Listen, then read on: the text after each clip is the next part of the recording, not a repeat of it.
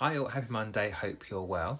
Now I did do a video yesterday which I've since deleted because I looked back at it cringing because I don't think I quite got across really what I want to say in a clear way, which is talking about discernment. And it's about discerning what you hear mediums and psychics say on social media. And I talk about this because a lot of things which are spoken about in videos like this by other mediums is they're selling these topics and subjects as if they were factual and there's no facts to back it up.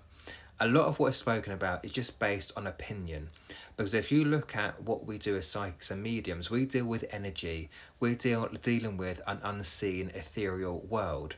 So most of what we talk about is just an opinion.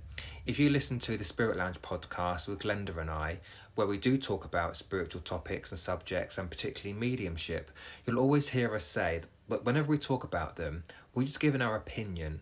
We don't know everything, we don't have all the answers. We're giving our opinions based on our personal beliefs, our knowledge and our life experience, and we always explain that clearly. And that's because we want people to think for themselves.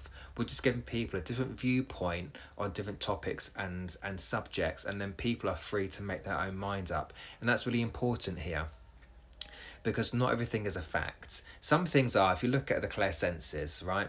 When you listen to mediums and psychics talk about the clairsenses, we're all saying the same thing really, because it's the process of how we receive our information, and that doesn't really change. But then if you look at other topics which I feel can go into dangerous territory, that's when I start to get a little bit worried here. So for example, if you look at the topic of suicide, which is quite a sensitive subject, some people will put out there that when you pass to suicide, you're then held in some kind of purgatory on the other side. Now, I feel that's detrimental to the well-being, the mental health and the healing journey of the loved one that's still here trying to cope with that passing, because they're already aware that the loved one kind of suffered mentally while still here. What, now they're suffering mentally on the other side as well in some kind of hell torment, which I think is a load of nonsense. But people are selling these things as a fact. And even more worrying thing is that because these people who are saying these things have got quite a lot of followers and a good following, they're automatically being believed.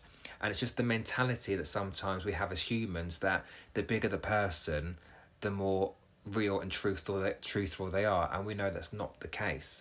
So we have to be discerning in many cases, many things that you see on social media. We know social media is not really reality anyway, but you just have to go with what resonates with you. My guide said to me once, David, you've got to come to your own conclusions about things, because when I first started developing mediumship, I would read 5 books about the same topic and get 5 different answers. So I'm like, well, who do I believe then?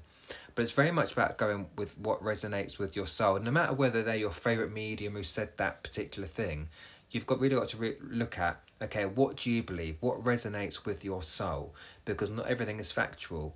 Because if what we talk about is factual, we'd all be saying the same thing, and we're not. Look at spirit guides, for example. We've all got different opinions on spirit guides. Like, I personally don't believe that your spirit guides will be your family members, but that's my opinion. But you'll have other mediums who will talk about spirit guides as, this is factual, this is how it is, because my spirit guide told me. Well, why is your spirit guide telling you that, but they're not telling me that? If this is all factual, we'll be saying the same thing. Even takes a subject like soul contracts. Me and Glenda have different opinions on soul contracts. We can give reasoning as to why we believe things or don't, but we've got no fact to back it up. So guys, just please be discerning and go with what resonates with you.